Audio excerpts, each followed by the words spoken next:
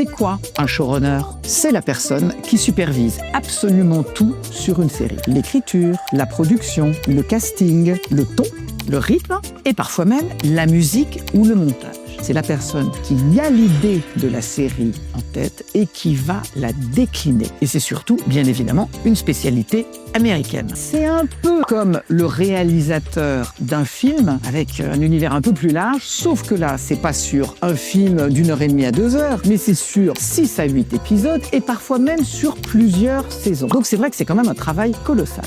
Dans The Bear, c'est Christopher Storer. C'est lui qui donne ce côté hyper réaliste, hyper nerveux à la série. Dans Euphoria, c'est Sam Levinson et sa vision hyper stylisée. Et bien évidemment, pas question de ne pas citer la plus grande, la reine des showrunneuses, Shonda Rhimes, qui, elle, règne sur un nombre incroyable de séries, les Bridgerton, Grey's Anatomy, Scandal. Alors à l'origine, le terme vient des États-Unis. Il désignait le scénariste qui était à l'origine du projet et qui en était également producteur. Parmi les premiers à incarner ce modèle, on peut citer Steven Bochco, à l'origine de Hill Street Blues et NYPD Blue, ainsi que David E. Kelley, à l'origine de Ally McBeal et de The Practice. Plus tard, d'autres grands noms sont apparus, comme bien évidemment David Chase pour Les Sopranos, Aaron Sorkin pour La Maison Blanche. Ils ont popularisé ce modèle et ils l'ont rendu quasi incontournable aux États-Unis. Qu'en est-il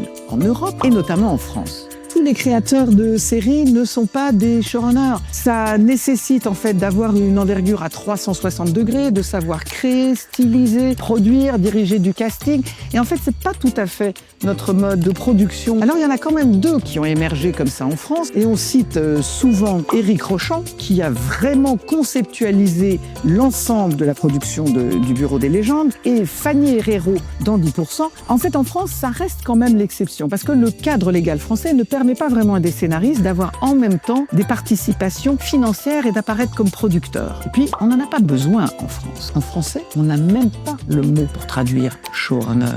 Pourquoi aussi on a besoin un peu moins de showrunner? Parce qu'en fait, on produit maintenant de moins en moins de séries longues, donc on a peut-être moins besoin d'une vision autant à 360 degrés sur une quinzaine d'épisodes et de multiples saisons. Avez-vous envie de découvrir d'autres métiers de l'univers des séries? Dites-le moi dans les commentaires.